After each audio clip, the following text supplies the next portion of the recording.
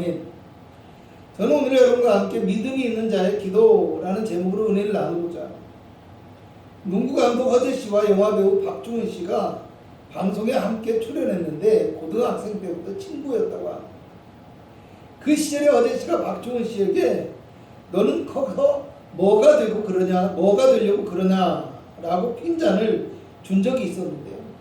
그때 박중훈 씨가 배우가 될 거라고 했다고 합니다. 여러분 아마 저와 연배가 비슷하신 분들은 잘 알겠지만 박중훈이라는 배우가 얼마나 유명하고 대단한 배우였는지 잘 아실 것입니다. 언뜻 보기에는 그렇게 생각할 수 있어요. 미래가 아주 답답해 보이는 인생 같았는데 이 사람이 꿈을 가지고 살았더니 이루어졌다고 생각할 수 있습니다. 하지만 또 인생을 좀 살아본 사람들의 입장에서 보면 그냥 꿈만 꾼다고 다 이루어지는 것은 아니기 때문에 무조건 고개를 끄덕이고 박수를 칠 이야기만은 아니라는 생각도 들었습니다. 사실 그럴듯한 꿈을 가지고요, 나 이런 사람이 될 거야 하고 소망을 가지고 사는 사람이 얼마나 많이 있겠습니까? 어느 정도는 될 만하고 가능성이 있어야 진짜 꿈이지 그냥 내가 되고 싶다고 해서 다 되는 것은 아니기 때문에. 그런데 이 박중훈 씨의 후배 배우가 나와서 이 사람을 평가하는데 쉽게 정리하면 정말 연기를 위해서 엄청난 준비와 연습을 하고 노력을 아끼지 않는 자격 있는 연기자라는 것입니다. 그렇게 될 만한 가능성과 준비된 사람이라는 것입니다. 여러분 꿈을 갖는다는 것은요, 단지 어떤 환상을 쫓거나 막연한 희망 같은 것이 아니라 가능성을 향한 강한 집념과 도전이라는 것을 알아야 합니다. 아무리 우리에게 목표와 꿈이 분명하더라도 가능성이 없는 것을 쫓는다면 그것은 마치 신기루를 쫓는 것과 불과합니다. 똑같습니다. 가령 저처럼 키가 작은 사람이요, 장신의 농구 선수가 덩크슛을 하는 모습을 보고서 그것이 너무 멋있게 보여서 나도 저런 농구 선수가 되고 싶다라고 한다면요, 그것은 꿈이라기보다는 동경이라고 표현합니다. 물론 제가 그런 농구 선수가 되기 위해서 온갖 힘과 노력, 정성을 기울일 가능성도 약간은 희박하다고 생각합니다. 애초에 가능성이 없는 막연한 희망을 품으면요, 스스로가 그것을 위해서 노력과 정성을 기울일 가능성도 적고 실현하기 위한 방법도 모르고 열정과 마음도 충분하지 못할 확률이 매우 높다는 것입니다. 그냥 동경하는 것이고 그냥 되고 싶을 뿐입니다. 제가 왜 이런 이야기를 하고 있다고 생각합니다. 어쩌면 우리가 가진 믿음과 우리가 가진 꿈들, 그것을 위해서 기도하는 우리의 마음도 가능성을 바라보며 확신하는 기도가 아니라 그저 막연한 동경과 막연한 희망을 가지고, 또 사실은 거창한 기도의 제목을 가지고 기도하고는 있지만 자기 자신조차도 그것을 온전히 믿지 못하기 때문에 충분한 힘과 노력을 기울이지 않는 어떤 준비되지 않는 모습의 성도는 아닌가 우리가 생각해 볼 수 있어야 한다라는 말입니다. 오늘 본문 13절은 요한 1서의 모든 내용을 정리하는 말입니다. 먼저 13절을 읽어보도록 하겠습니다. 시작. 내가 하나님의 아들의 이름을 믿는 너희에게 이것을 쓰는 것은 너희로 하여금 너희에게 영생이 있음을 알게 하려 함이라. 아멘. 개역 성경에서는 믿게 한다라는 말이 생략되어 있는데요, 원래 의미대로 하면 아들을 믿는 너희에게 영생이 있음을 알게 하여 너희가 믿게 하려 한다라는 뜻입니다. 다르게 말하면 믿는다고 하는데 영생을 모르고 믿는다고 하는데 믿음이 없는 사람이 있다라는 말입니다. 조금은 오해되어질 수도 있어요. 교회는 다니는데 믿음이 없다 이런 말이 아니라 잘 알고 믿고는 있지만 믿지 못한다는 거예요. 앞에서 제가 그리고 이어서 하는 말이 14절에서 15절에서 기도에 대해서 이야기를 하는데요, 앞에서 제가 꿈에 대해서 이야기를 하다가 그것을 기도와 연관시켜서 이야기를 했어요. 꿈을 갖게 된다는 것이 그리스도인의 입장에서는 기도하는 것이기 때문입니다. 그럼 13절에 말씀드린 믿음에 대한 말을 기도와 연관지어서 설명한다면요, 그리스도를 알고 그리스도를 믿지만 그리스도가 우리의 기도를 들으시고 응답하신다는 것을 온전히 믿지 못하고 기도하며 살아가는 사람들이 있다는 것이에요. 오늘 성경에 나와 있는 안다라는 말은요, 깨닫고 느끼고 확신한다라는 의미. 오늘 우리가 꿈과 비전을 가지고 기도할 때 또 그 기도를 주님이 들으시고 응답하실 것을 믿고 우리 마음에 확신할 때 우리가 온전하고 힘있는 기도와 함께 꿈을 향한 준비된 사람이 되어질 수 있다는 것을 기억하시는 저와 여러분이 될 수 있기를 주님의 이름으로 축원합니다. 그렇다면 우리가 온전한 믿음과 확신을 가지고 기도하는 사람은 어떤 마음으로 살아가야 할 것인지 오늘 본문의 말씀을 통해서 몇 가지로 살펴보고자 합니다. 첫째로 온전한 믿음과 확신을 가지고 살아가는 사람은, 기도하는 사람은 그리스도를 향한 담대한 마음을 가져야 합니다.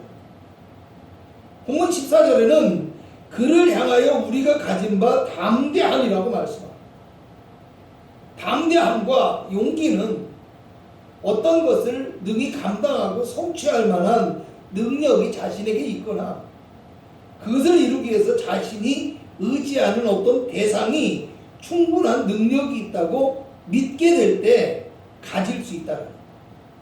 확신과 믿음이 내 안에 있어야 담대함과 용기도 생겨날 수 있다는 거예요.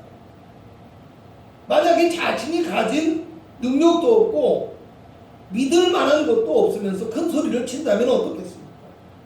그것은 허풍이 되어지고 객기가 되어질 수밖에 없습니다. 소년 다윗이요, 블레셋의 장수인 골리앗을 향하여 나아갈 때 골리앗이 다윗을 보고 뭐라고 합니까? 네가 나를 개로 여기고 막대기 들고 왔냐, 이렇게 얘기합니다. 그런데 다윗의 뒤에 누가 있었습니까? 하나님이 함께 계셨어요. 80세 된 노인 모세, 양을 치던 모세가 이집트의 왕인 파라오에게 가서 하나님의 명령을 전하니까 이 이집트 왕이 뭐라고 합니까? 여호와가 누구인데 나에게 명령하느냐 하면서 듣질 않아요. 그런데 하나님이 어떻게 하셨습니까? 애굽의 모든 장자를 멸하시고요, 홍해를 갈아서 이스라엘을 구원하셨어요. 그리고 쫓아오던 애굽의 군대들은 모조리 그 홍해에서 수장시켜버렸습니다.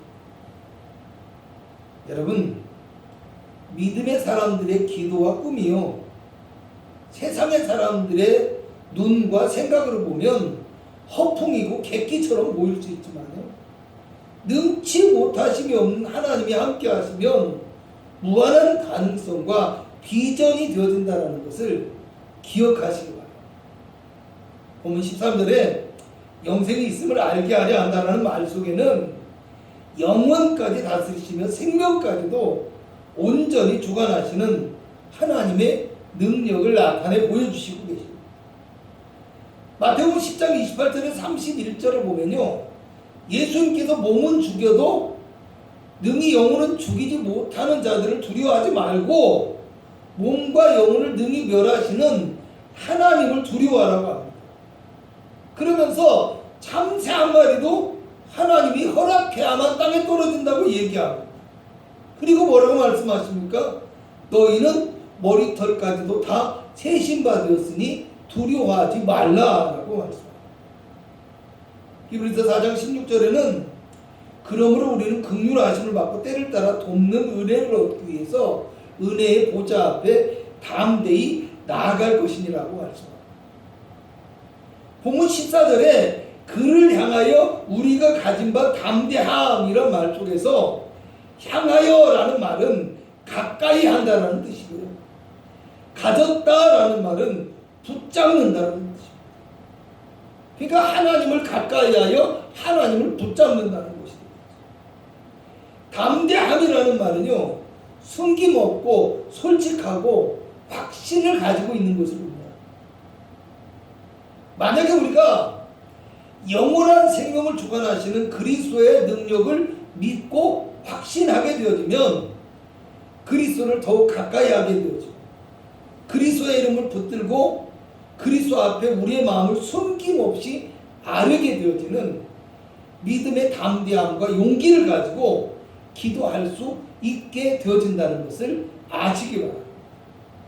그러므로 오늘 그리스도 예수 안에서 믿음과 확신을 가지고 살아가는 우리 그리스도인들은 주님 앞에 가까이 나아갈 때 능치 못하심이 없는 하나님이 함께 하시는 일, 더욱 담대함과 용기를 가지고 꿈이 있는 믿음의 기도를 드리실 수 있기를 주님의 이름으로 부탁을 드리겠습니다. 두 번째로 온전한 믿음과 확신을 가지고 기도하는 사람은 주님의 뜻대로 기도하는 사람이 되어야 한다는 것. 14절에는 그의 뜻대로 무엇을 구하면 들으심이라 이렇게 말씀합니다. 15절에 가서는 우리가 무엇이든지 구하는 바를 들으시는 줄 안다라고 합니다.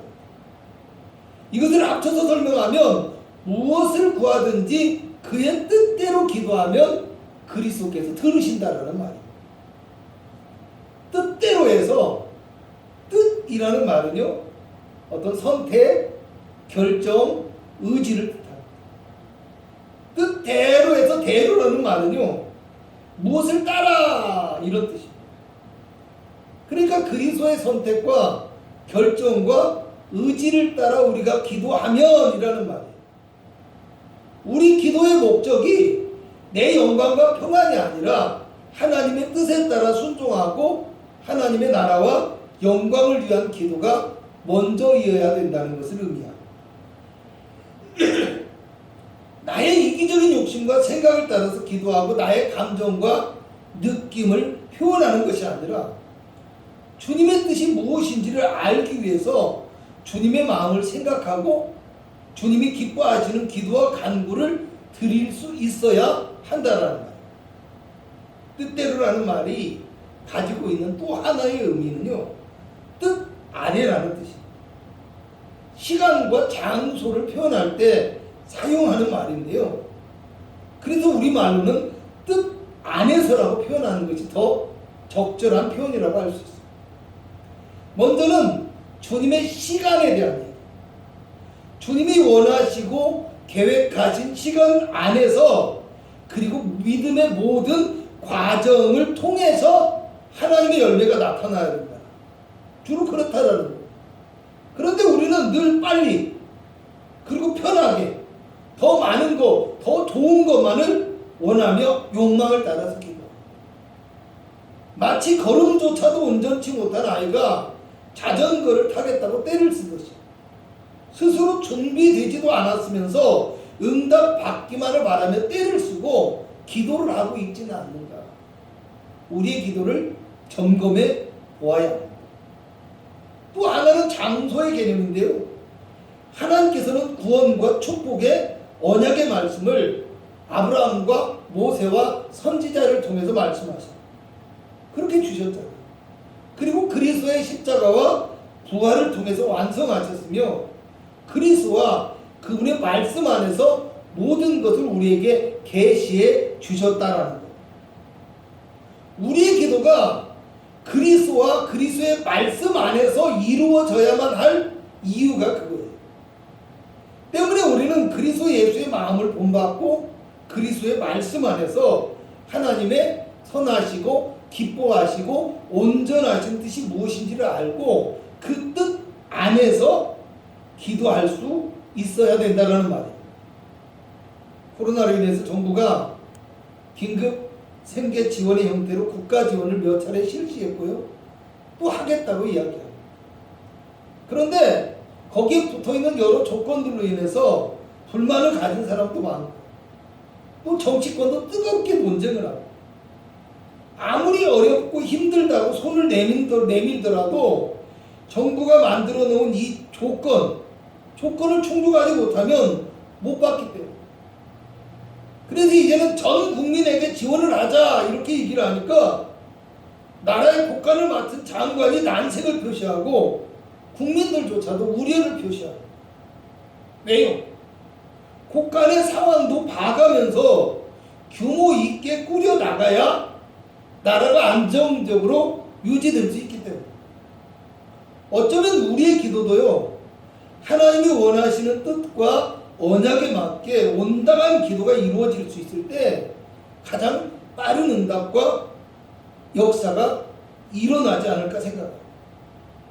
어쩌면 우리 기도의 응답이 도깨비 방랑이나 로또 복권처럼 한 방에 크게만 이루어지는 것이 아니라 우리의 상황과 우리의 형편에 맞게 또 때를 따라 도우시는 하나님의 은혜를 통하여서 우리가 그 은혜를 먹고 스스로 서서히 자라나고 성장하면서 열매를 맺는 나무가 되는 것이 아닐까, 이런 생각도 해보고.